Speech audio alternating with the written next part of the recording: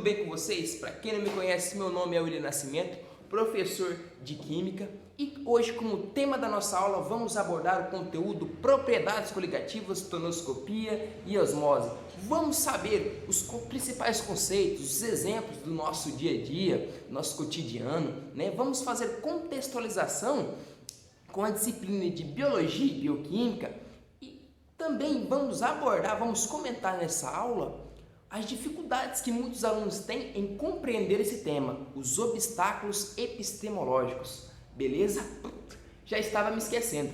Após o término da aula e vocês assistirem com muita atenção e observando cada detalhe, vocês vão participar de um jogo educacional. Tá vendo a senhorita IF ali? Vocês terão que levar ela até a sua colação de grau. Esse é o nosso jogo didático. E respondendo perguntas que vamos abordar no nosso tema da nossa aula, tá? E por isso tem que prestar bastante atenção, pessoal. Beleza? Então, bora aprender propriedades coligativas, tonoscopia e osmose? Hashtag partiu. Propriedades coligativas, tonoscopia e osmose. Propriedades coligativas, o conceito. Então, galera, são as propriedades que vão ser alteradas ou modificadas pela adição de um soluto não volátil a uma substância ou solução. Para ficar bem claro, pessoal, as propriedades coligativas são alteradas pela adição de um soluto não volátil. Mas o que é volátil, professor? É quando você vai se despedir da sua família, do irmão da sua mãe? Volátil? Não, claro que não, gente. Quer dizer o quê? Soluto não volátil. É um soluto que não evapora com facilidade. Repetindo, as propriedades coligativas são alteradas pela adição de um soluto não volátil. Ou seja, um soluto que não evapora com facilidade. E que essa alteração, pessoal, dessas propriedades é dada pela quantidade de partículas que você está adicionando e não pela natureza desse soluto. E os solutos não voláteis podem ser moleculares ou iônicos. Um exemplo aqui, muito utilizado, é o sal, cloreto de sódio, NaCl. Tonoscopia, os conceitos. Tonoscopia é uma propriedade coligativa que estuda o abaixamento da pressão máxima de vapor de um determinado solvente, em virtude da dissolução de um soluto não volátil. Então, gente, o principal estudo da tonoscopia ou tonometria é quando abaixa a pressão máxima de vapor de um solvente, né, pela adição de um soluto não volátil. Mas espera aí, pressão máxima de vapor. O que é? É a pressão exercida por um vapor quando está em equilíbrio termodinâmico com o líquido que lhe deu origem. Ou seja, a quantidade de líquido que evapora é a mesma que se condensa em um sistema fechado. Funciona assim, pessoal, para vocês entenderem melhor. É a pressão máxima que o vapor exerce em relação ao líquido, quando você tem ali um equilíbrio entre líquido e vapor. Mas como assim um equilíbrio? Se eu tenho um recipiente fechado, eu tenho um vapor e o líquido. Para que uma estrutura que está ali no vapor se condense, eu tenho que fazer com que uma que está no líquido evapora.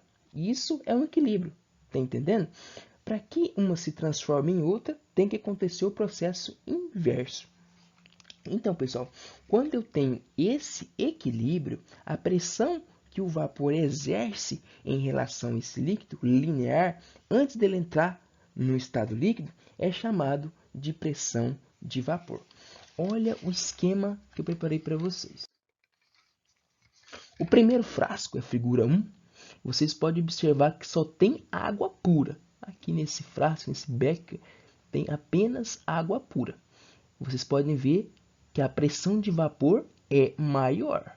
Já na figura 2, o frasco com água e sal tem uma pressão de vapor menor.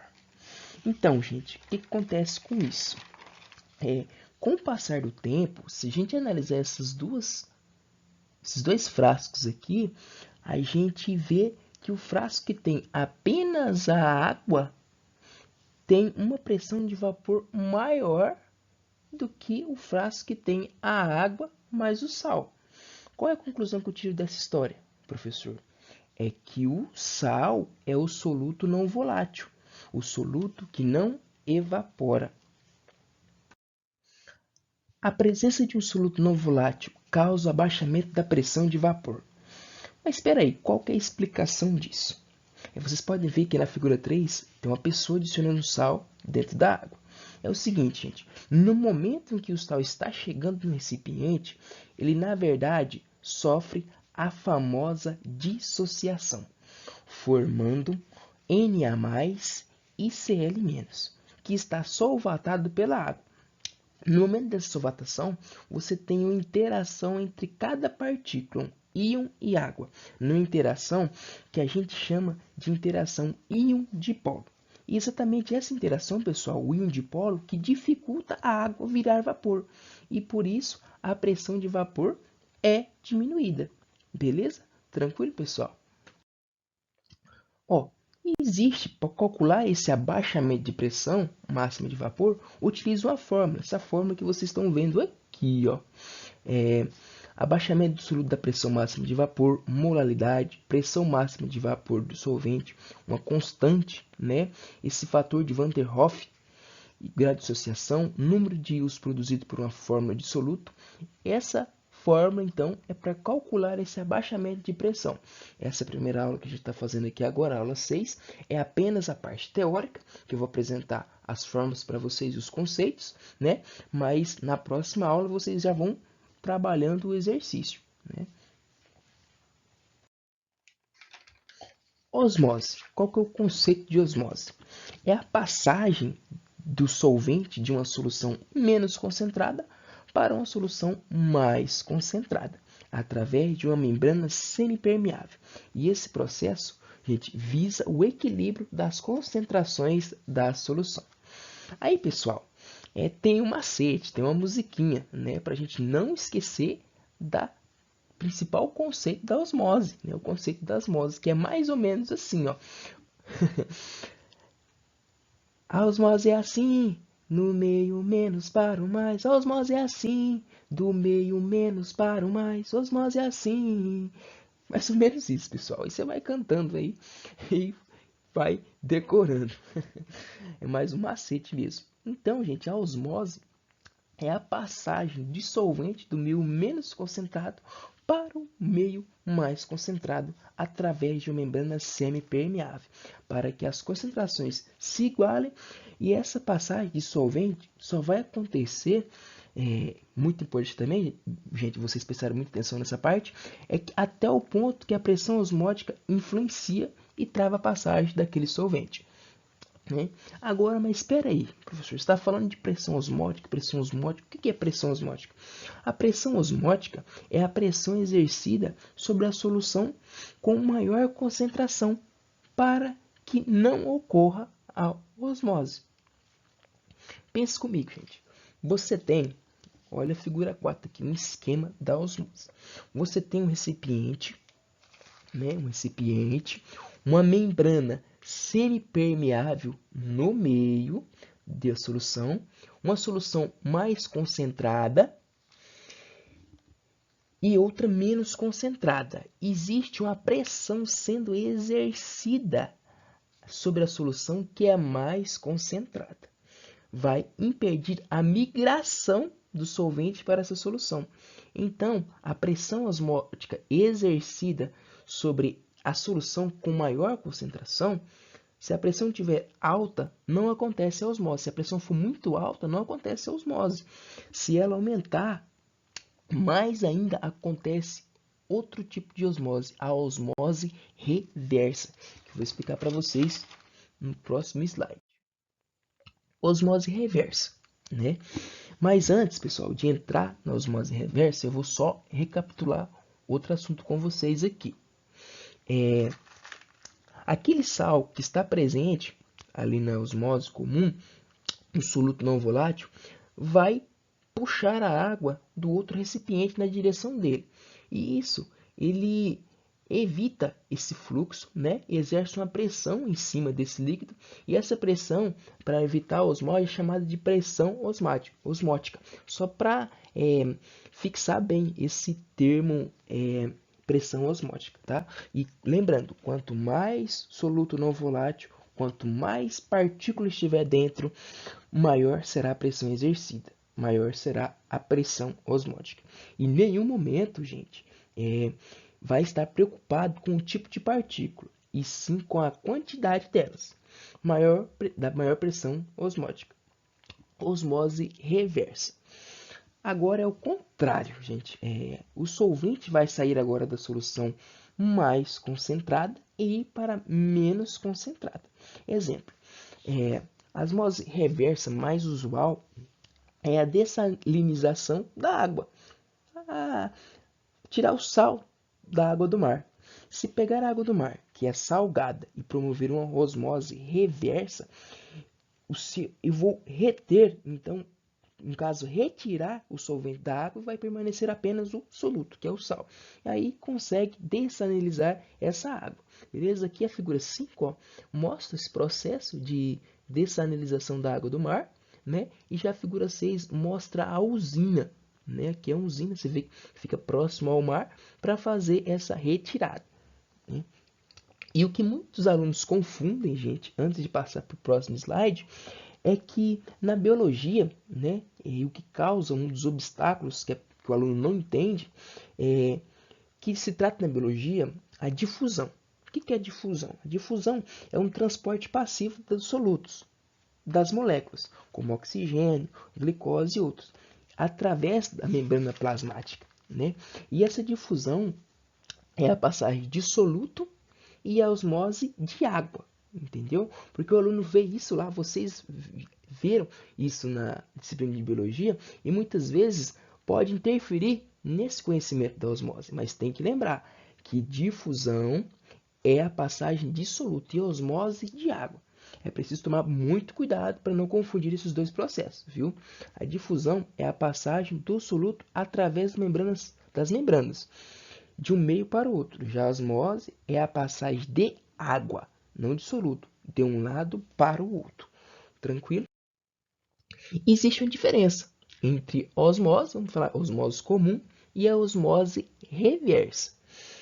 A osmose comum, como disse para vocês, só para recapitular e fixar ainda mais esse conceito, é a passagem do solvente da solução menos concentrada para mais concentrada, por meio de uma membrana semipermeável, até que a pressão osmótica cesse esse processo.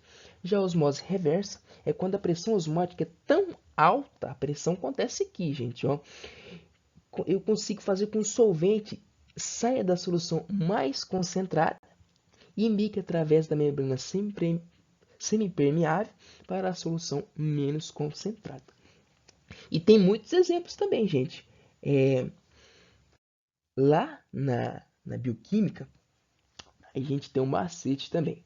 Sempre a água busca o sal. Pensando na bioquímica, o solvente água, outros sais, íons, sempre a água busca o sal.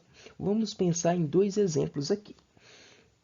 Se eu quero conservar uma carne do processo de putrefação, desculpa, eu salgo a carne para que os micro-organismos que vão atuar na decomposição dessa carne, eles vão perder a água, e essa água vai em direção ao sal, ou seja, está acontecendo osmose, está saindo do meio menos concentrado em direção ao meio mais concentrado, na intenção de conservar essa carne. O outro exemplo é quando você vai fazer um churrasco, o trem bom, né? Você compra carne embaladinha, você vai salgar ela para colocar na churrasqueira, e você percebe que começa a dissolver o sal. No caso, por causa da água, né, que está presente ali na carne. E no caso, a carne sai da carne em direção ao sal, do meio menos concentrado para o mais concentrado. Só repetindo, a água que sai da carne vai em direção ao sal, no caso do meio menos concentrado para o mais concentrado. Outro exemplo muito comum também, né, que até as nossas mães falam, ainda vou salgar esse alface. Vou pôr na mesa, porque ele está bonito. Quando você salga o alface e espera uns minutinhos, você observa que ele murcha, né? E quer dizer o quê? Que vai sair água da alface em direção ao sal. E o último exemplo, gente, é a osmose. Exemplo dentro da biologia, né, é o exemplo do sangue. O sangue, pensando ali na hemácia, né, é o referencial que a gente vai usar, é o plasma sanguíneo. Se a concentração dentro da hemácia for muito alta, nós dizemos então que ali existe um meio hipotônico. Então, a migração da água vai partir do plasma sanguíneo em direção à hemácia, do meio menos concentrado para o mais concentrado. Outra situação também, comparando o plasma e a hemácia, é o meio isotônico, que quando a gente tem um meio isotônico, fica claro que no meio isotônico não é que está totalmente parado ali, funciona como um equilíbrio químico. E você lembra que na aula de equilíbrio químico, vocês lembram que a gente comentou que a reação nunca para. Ela para de acontecer nos dois sentidos, velocidade da reação direta e uma velocidade inversa. A concentração do plasma é a mesma, então vai acontecer a entrada e saída de solvente. E temos o meio hipertônico. Agora temos o plasma muito concentrado e a hemácia pouco concentrada. Então vai sair do menos para o mais, sair da hemácia em direção ao plasma. Beleza, galera? Esse é o exemplo da osmose, exemplo da biologia, né? Citado que acontece no sangue, ok? Beleza? E para calcular a pressão osmótica, utilize a seguinte fórmula. O π, né, que é a pressão osmótica, o m é a concentração molar, o r é a constante universal dos gases, o T de temperatura e o I é o fator de Van der Hoff. E por fim, gente, para finalizar, bora aprender jogando. Esse jogo, Em Busca do Santo Grau, tem o objetivo de fixar ainda mais o conteúdo que foi ministrado aqui na aula, tá? E vocês podem já começar a realizar esse jogo. Terá perguntas relacionadas ao tema de propriedades coligativas, tonoscopia e osmose. E muito bom, tá? Estar aqui na presença virtual de todos vocês. Muito obrigado pela atenção de todos.